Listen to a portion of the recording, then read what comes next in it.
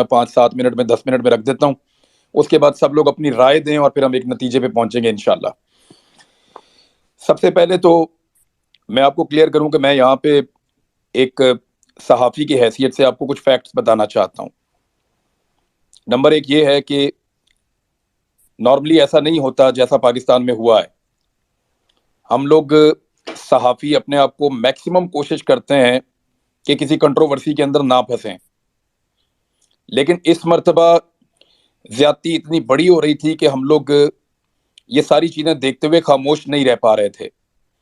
हमें शुरू के अंदर धमकाया गया और धमकाने वाले लोग पाकिस्तान के ताकतवर इदारे के अंदर से थे।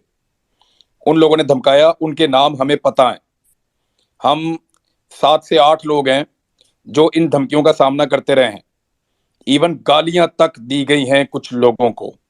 मैं फिर आपको कह रहा हूं कि 7-8 लोगों को गालियां तक दी गई हैं और वो लोग मौजूद हैं सारे के सारे।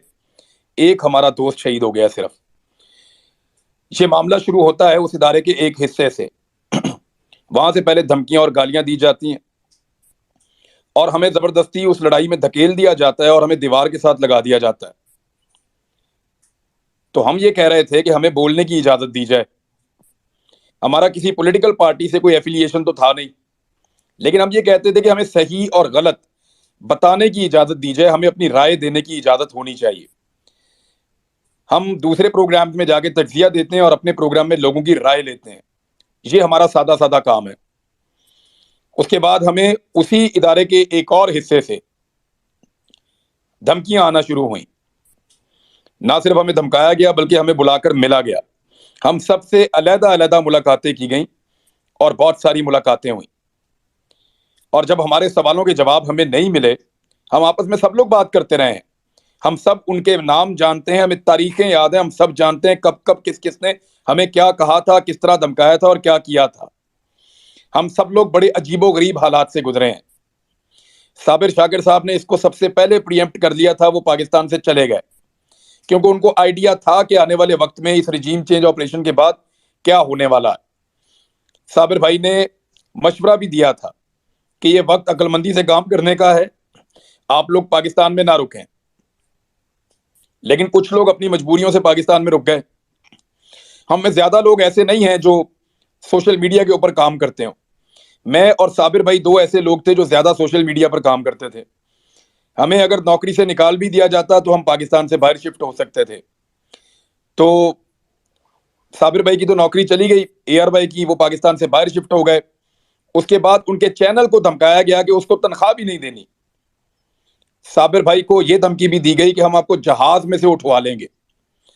और इसके बावजूद वो पाकिस्तान से बाहर जब चले गए तो उन्होंने अपनी जो हक बात है, जो उनको ठीक लगती थी, वो कहते रहे। जो पाकिस्तान में लोग मौजूद थे उन सबको क्या क्या धमकियां दी गई, कितना उनको ट्रैप किया गया। इवन उनके कारोबार, उनकी फैमिलीज, उनका तमाम निजाम उसको डिस्टर्ब कर दिया गया। एक एक ऑफिसर को एक एक बंदे के ऊपर लगाया गया। उसके लिए जमीन तंग कर दी गई। किसी के घर ड्रोन्स आ रहे हैं, कहीं पे मेरे तो घर की बैक साइड पे लाकर उन्होंने बंदा मार दिया एक रात को। एक्सट्रीम एक्सट्रीम किस्म की हरकत की। ये सारे जुल्म होते रहे हमारे ऊपर, लेकिन हम ये सोचते रहे हमेशा कि एक वक्त आएगा कि ये एक टैक्टिसेस हैं, बस ठीक है, ये हमें परेशान कर रहे हैं, एफआईआर दे रहे हैं, ये मामला खत्म हो जाएगा। हमारे लिए ये लड़ाई इतनी रह गई कि जब ये रिजीम चेंज ऑपरेशन रिवर्स हो जाएगा और जब पाकिस्तान की एस्टेब्लिशमेंट में एक बड़ी तैनाती के बाद तब्दीली आएगी, तो हमारा भी ये होगा कि चलें ठीक है, जिन लोगों ने किया वो भी चले गए और हम लोगों ने जो किया वो भी ठीक हो गया। मामला, चलो मामला किसी तरह रिजॉल्व की तरफ जा रहा है। हमें लगता था, हम ऐसे सोचना शुरू हो गए थे चीजों को। मेरी अरशद भाई से बात हुई तो वो भी चाहते थे चीजें हल हो जाएं। उनका भी मकसद ये था कि पाकिस्तान को नुकसान ना हो और पाकिस्तानियों के साथ जो धोखा किया गया है उस धोखे का अजाला हो जाए। हम किसी लड़ाई को एंड तक मुकम्मल लड़ना नहीं चाहते थे। हमने इसको कोई इज्जत बेइज्जती का या लड़ाई की कोई वजह नहीं बनाया हुआ था इस सारी सूरत हाल को। साबिर शाकिर साहब को भी पता था कि जब कभी रिजीम चेंज करने वालों का ताकत में कमी होगी या वहां पे तैनातियां तब्दील होंगी तो हम भी पाकिस्तान आ जाएंगे और फिर नए लोग अपनी गलती का इदराक करेंगे और पाकिस्तान आगे बढ़ जाएगा। लेकिन इस सारे आगे बढ़ने में हमने अपना एक आदमी खो दिया। अब हमें बहुत तकलीफ होती है। मैं सीरियसली आपको बता रहा हूं, मेरा सिर्फ 8-9 महीने का ताल्लुक है अरशद शरीफ से, इससे ज्यादा नहीं है। इस 8-9 महीने के अंदर पता नहीं उस आदमी ने क्या किया, मुझे रोज तकलीफ होती है। मैं अपनी जिंदगी में मुझे नहीं याद कि मैं कभी रोया हूं, यानी जब से मैंने होश संभाला है। अब मुझे बड़ा मायूब लगता है, लेकिन इस वाकये ने मुझे बीच में रुला भी दिया एक दफा, मुझे इतनी तकलीफ हुई है। तो अरशद शरीफ भाई ने इस लड़ाई को एक और लेवल पे ले गए, वो अपनी कुर्बानी देने के बाद। हम ये सारा कुछ भूलने को तैयार थे, लेकिन हमारा एक आदमी शहीद हो गया है, हमारा खून बह गया है, अब हमें इंसाफ चाहिए।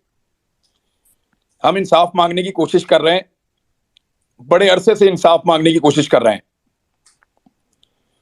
जिस दिन उसका जनाजा था उससे पहले तमाम सहाफियों को बुलाकर एक प्रेस कॉन्फ्रेंस की गई, और उस दिन भी उसके मौकिफ को गलत साबित करने की कोशिश की गई। This is not fair. उसकी लाश का मजाक उड़ाया गया, हम इसको कभी नहीं भूलेंगे।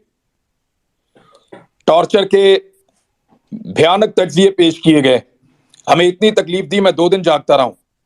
जिसको मैं फोन करता था, मेरे दोस्त वो रो रहे होते थे कि यार इतना टॉर्चर किया अरशद शरीफ पे।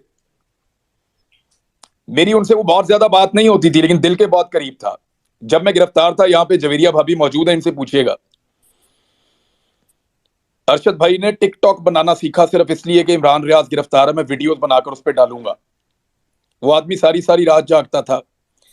मैं सिर्फ एक ही चीज मुझे आराम नहीं करने दे रही उस वक्त से, मैं यही सोचता जा रहा हूं कि अगर मैं मर जाता इस लड़ाई में तो अरशद शरीफ क्या करता। वो तो कभी चैन से नहीं बैठता, अरशद भाई कभी चैन से नहीं बैठता। ये चीज मुझे सुकून नहीं लेने दे रही, मैं रात को सही से सो नहीं पा रहा, बहुत तकलीफ में हूं।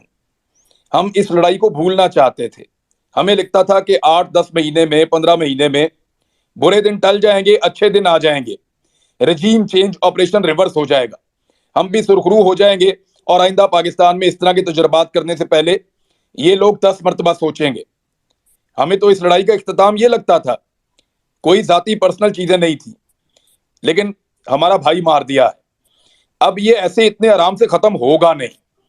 अब या तो हमें भी मारो या फिर हमें इंसाफ दो।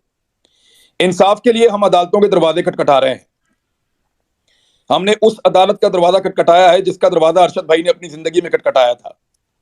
उसको भी यकीन था उसको इंसाफ मिलेगा तो अदालत से मिलेगा। हमें जस्टिस अतर मिनुल्लाह साहब ने इस्लामाबाद में प्रोटेक्शन दी थी कि गिरफ्तार नहीं किया जाएगा।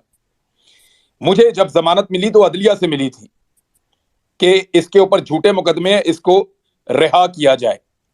अल्टीमेटली आपको रिलीफ अदलिया से मिलता है, लेकिन पाकिस्तान में अदलिया की जो सूरत हाल है वो आपके सामने है। यहां बहुत ज्यादा दबाव है इदारों के ऊपर, स्पेशली पाकिस्तान की अदलिया को हमेशा दबाव में लेने की कोशिश की जाती रही है, और हमें ऐसा लगता है कि अरशद भाई का खून जो है वो कंप्रोमाइज हो रहा है। ये इतना बड़ा वाकया है जिसने दुनिया के मीडिया को हिलाकर रख दिया है। ये इतना बड़ा वाकया है जिसने हमें पूरे पाकिस्तान को तकलीफ दी है। ये इतना बड़ा वाकया है कि कीनिया के अखबारात के फ्रंट पेजेस के ऊपर ये छप रहा है, और हमारे यहाँ पे एक सुर्खी से ज्यादा या एक कॉलम से ज्यादा हमारे ताकतवर लोग यहाँ पे लगने नहीं दे रहे। इसको कभी हादसे का रुख दिया गया, कभी कुछ कहा गया, कभी कुछ कहा गया, और बार बार इसके ऊपर मौके बदला गया। हकायक को तब्दील करने की कोशिश की जा रही है, केस का रुख बदलने की कोशिश की जा रही है। मैं इस केस के बारे में, कीनिया में क्या हुआ उसके बारे में बात नहीं कर रहा, लेकिन मैं और मेरे साथी, और वो खुद अभी आपको बताएंगे सब लोग, हम सारे गवाह हैं कि किसने हमें तंग किया था। हम सारे गवाह हैं कि किसने हम पे FIR करवाई थी। हम सारे गवाह हैं कि किसने हमें गालियां दी थी। हम सारे गवाह हैं कि किसने हमें धमकियां दी थी। हम सारे गवाह हैं कि किसने हमें, हमारे ऊपर पाकिस्तान की जमीन तंग कर दी थी। हमें पता है, हम कभी नहीं बताना चाहते थे क्योंकि हम सारे जिंदा थे। अब हम में एक शहीद है, हमारी जिम्मेदारी है कि उसको इंसाफ दिलाएं, लिहाजा अब हम बताएंगे। लेकिन कहां बताएंगे? क्या इस प्लेटफॉर्म के ऊपर नाम लेना शुरू कर दूं मैं? क्या मैं यहां बोलना शुरू हो जाऊं? मुझे कोई कानूनी फोरम चाहिए, हमें कोई ऐसा प्लेटफॉर्म चाहिए जहां पे हम सब जाएं और जाकर अपना अपना बयान रिकॉर्ड करा के बताएं कि वो कौन था जो ये जिल्लत और रसवाई की कहानी लिख रहा था, वो कौन था जिसने हमारे लिए जिंदगी को तंग कर दिया था। ये सारा कुछ हम किसी लीगल प्लेटफॉर्म पे बताना चाहते हैं जहां पे ये रिकॉर्ड का हिस्सा रहे। इस बात का पता करवाया जाए कि कौन लोग इसके पीछे थे, तमाम मुद्दइयों के इंटरव्यू लिए जाएं, और उसके लिए जरूरी है कि सुप्रीम कोर्ट ऑफ पाकिस्तान के चीफ जस्टिस एक कमीशन बनाए, एक कमीशन बनाए अपने सर्विंग जजेस की जेर निगरानी जो काम करे, और तमाम लोग उसके अंदर अपने स्टेटमेंट्स जाकर जमा करवाएं। वो इसकी रिपोर्ट मुरतब करे और ये सिलसिला खत्म हो। पाकिस्तान को मजाक बना के रख दिया है। अब हमें या तो अरशद शरीफ का कर्ज उतारना है तो सबको मिलकर आगे बढ़ना पड़ेगा। देखिए उसके जनाजे में कितने लोग आए आप सबने देखा। क्या हम सिर्फ जनाजों में शिरकत करने वाले लोग हैं? क्या हम किसी को इंसाफ नहीं दिला सकते? या अगर कोई जिंदा शख्स है और वो इंसाफ मांग रहा है तो उसको इंसाफ नहीं मिलेगा? वो चीखता चिल्लाता इस दुनिया से चला गया। चीफ जस्टिस को उसने लेटर लिखा, सबको बता रहा था, टीवी पे कह रहा था, जंगल में पड़ा हुआ था 2.5 महीने से, एक ही कमीज के अंदर वो वीलॉग्स कर रहा था। उसने खुद बोला अपने मुंह से। तो क्या जनाजों में शिरकत करनी है? कल एक का जनाजा पढ़ लिया, आज दूसरे का पढ़ लेना, फिर तीसरे का पढ़ लेना, और एक एक करके सारे मारे जाएंगे। जो भी सच बोलेगा मारा जाएगा, जो आईना दिखाएगा, सवाल पूछेगा, मारा जाएगा। यहां पे इस सिलसिले को आप सब रोक सकते हैं।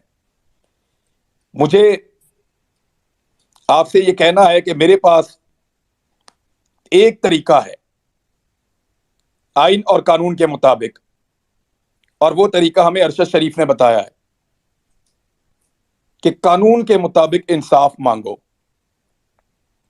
खत लिखो, चीफ जस्टिस ऑफ पाकिस्तान को खत लिखो। मैंने आज चीफ जस्टिस ऑफ पाकिस्तान को खत लिखा है, मैंने जाकर उसको लेटर बॉक्स में डाला है। लिखो चीफ जस्टिस ऑफ पाकिस्तान को खत, अपना आईनी और कानूनी हक इस्तेमाल करो। इतने खत लिखो, इतने खत लिखो कि वर्ल्ड रिकॉर्ड बना दो। पूरा पाकिस्तान खत लिखे, ओवरसीज पाकिस्तानी खत लिखें। लाखों खत पहुंचने चाहिए सुप्रीम कोर्ट ऑफ पाकिस्तान में रोजाना। आज शुरू हो जाए, अगले 10 दिन तक खत लिखें, रोज खत लिखें, सारे खत लिखें। बच्चे लिखें, खवातीन लिखें, बुजुर्ग लिखें, नौजवान लिखें, स्टूडेंट्स लिखें, मजदूर लिखें, तमाम लोग खत लिखो। लिखो खत और भिजवाओ चीफ जस्टिस ऑफ पाकिस्तान को। झंझोड़ो अपने ईवानों को, और वहां खत में सिर्फ छोटी सी डिमांड करें अपने अल्फाज में कि अरशद शरीफ को इंसाफ दिलवाइए और एक इंडिपेंडेंट जुडिशियल कमीशन बनवाइए जहां पे जाकर हम तमाम हकायक रखें। हम ये घिनौने हकायक कौम के सामने नहीं रखने चाहते। कपड़े उतारने का शौक किसी और को होगा, हमें किसी के कपड़े उतारने का या किसी को जलील करने का शौक नहीं है। ये हमारा अपना इदारा है, हमारे अपने लोग हैं। लेकिन अगर हम कुछ बताना चाहते हैं तो हमें एक फोरम चाहिए जहां पे जाके हम ये सारी इंफॉर्मेशन दें। तो मैं आपको ये नहीं बता सकता, मैंने साबिर भाई को बताया है कि ये कैसे हुआ खत लिखने वाला मामला, लेकिन ये अरशद भाई का आइडिया था। आप सब लोग खत लिखें, 5 लाइनें लिखें, 2 लाइनें लिखें, 4 लाइनें लिखें, 4 सफ़े लिखें, तफसील लिखें, और अरशद शरीफ के लिए चीफ जस्टिस ऑफ पाकिस्तान से इंसाफ मांगे। लिखना क्या है? सिर्फ to the chief justice of Pakistan Urdu में लिखें या इंग्लिश में लिखें, अपनी रिक्वेस्ट करें, लिफाफे में डालें, टिकट लगवाएं, और लेटर बॉक्स में डालते हुए अपनी 10 सेकंड की वीडियो बना लें। जब आप उसको लेटर बॉक्स में डाल रहे हो तो अपनी 10 सेकंड की वीडियो बनाकर यहीं पे भी हम लोग तय कर लेंगे, बहुत सारे एक्सपर्ट मौजूद हैं, कि इसका कोई हैशटैग बना लें या कोई इसकी कैंपेन लॉन्च कर दें। जो शख्स भी लेटर डाले चीफ जस्टिस ऑफ पाकिस्तान को इंसाफ के लिए, वो एक जुमला वहां बोल दे खड़ा होकर लेटर डाल के कि अरशद शरीफ को इंसाफ दीजिए, और 10 सेकंड या 5 सेकंड की वो वीडियो सोशल मीडिया पे उस हैशटैग के साथ डाल दें। हम चाहते हैं कि इतने खत लिखो कि वर्ल्ड रिकॉर्ड बन जाए। मांगो इंसाफ तब तक जब तक मिलता नहीं है, और ये आईनी और कानूनी रास्ता है। आप सब लिखिए चीफ जस्टिस ऑफ पाकिस्तान को खत, सब लिखिए, 10 दिन तक खत लिखिए। उसके बाद क्या करना है अल्लाह और रास्ता दिखाएगा इंशाल्लाह। साबिर भाई आप